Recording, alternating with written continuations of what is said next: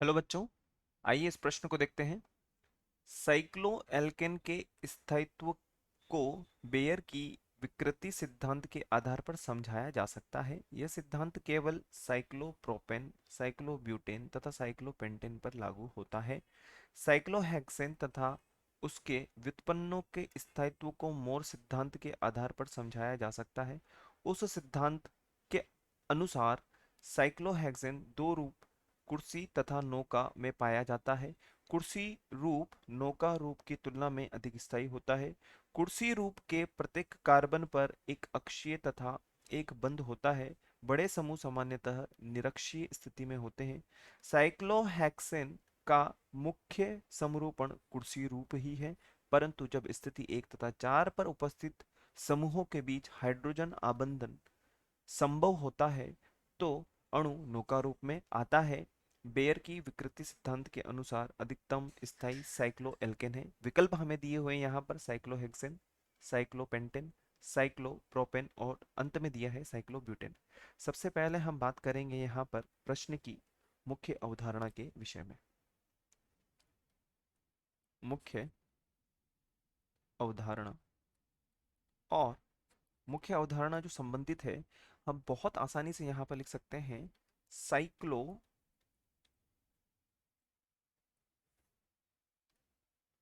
Alkene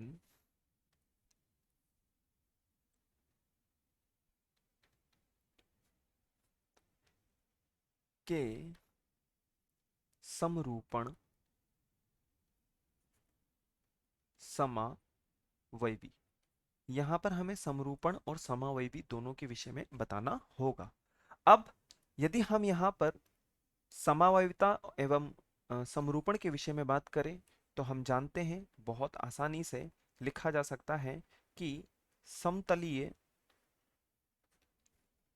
संरचना वाले cycloalkane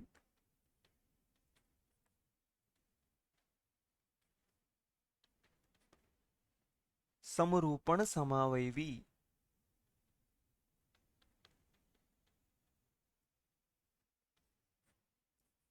नहीं दर्शाते हैं।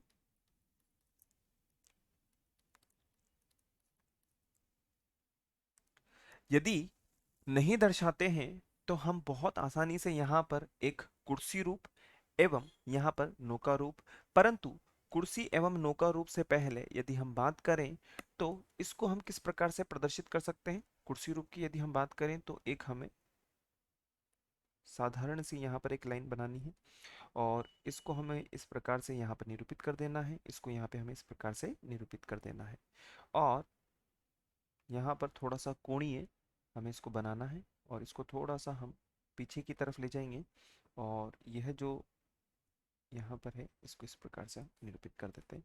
यह जो रूप होता है हमारा, ये तो कहलाता है कुर्सी रूप।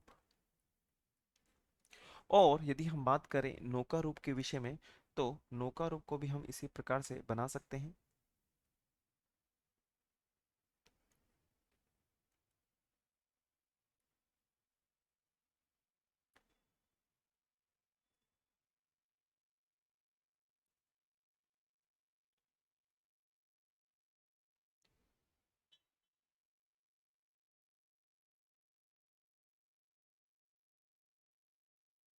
ये हो जाएगा हमारे पास में नौका रूप।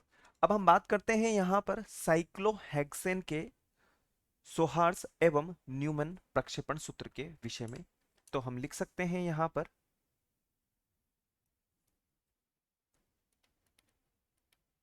साइक्लोहेक्सेन के सोहार्स एवं न्यूमैन प्रक्षेपण सूत्र।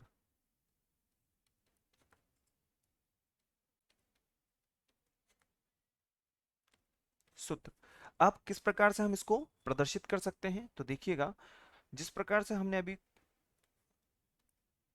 कुर्सी की एक संरचना बनाई है उसी प्रकार से हमें इसको प्रदर्शित करना है। यदि हम बात करें तो यहाँ पर इस प्रकार से, इस प्रकार से, और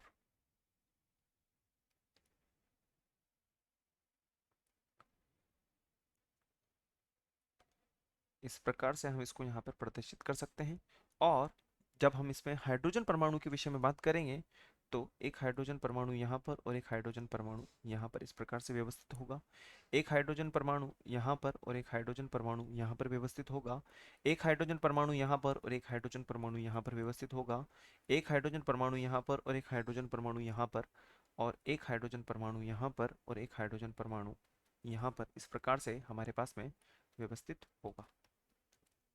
और यदि हम बात करें नौका रूप के विषय में तो नौका रूप को भी हम इसी प्रकार से प्रदर्शित कर सकते हैं। पुनः इस संरचना को बनाने के लिए हम इस प्रकार से, क्योंकि प्रश्न में हमें दिया हुआ है जब स्थिति को 1 तथा 4 पर बदला जाएगा तब स्थिति क्या होगी, उसके विषय में हम अभी बात करते हैं। यह हमारे पास में नौका रूप होगा जो कि हमें नौका रूप जैसा दिखाई दे रहा है। तो हम कह सकते हैं यहाँ पर एक हाइड्रोजन, यहाँ पर एक हाइड्रोजन, यहाँ पर भी एक हाइड्रोजन और यहाँ पर भी एक हाइड्रोजन हो जाएगा। यहाँ पर एक हाइड्रोजन और यहाँ पर एक हाइड्रोजन, यहाँ पर भी एक हाइड्रोजन होगा और यहाँ पर भी एक हाइड्रोजन हो जाएगा। अब यदि हम इसकी प्रायिकता के विषय में बात करें, जो हम यहाँ पर एक, और यदि हम बात करें तो ये हमारे पास में दो, ये हमारे पास में तीन, और यदि हम बात करें तो ये हमारे पास में चार, और यहाँ पर पुनः इस प्रकार से हम, और ये हमारे पास में छः और ये हमारे पास में पाँच। प्रश्न में हमें दिया गया है कि 1 तथा 4 पर उपस्थित समूह के बीच हाइड्रोजन आबंधन संभव है। तो एक ये रहा और 4 ये रहा, इनके बीच में आबंधन संभव है जो कि नौका रूप में आता है। हमने यहाँ पर देख लिया है ये कौन सा रूप है, नौका रूप में ही आ रहा है। और ये हमारा कौन सा रूप हो गया, ये हमारा कुर्सी रूप हो गया।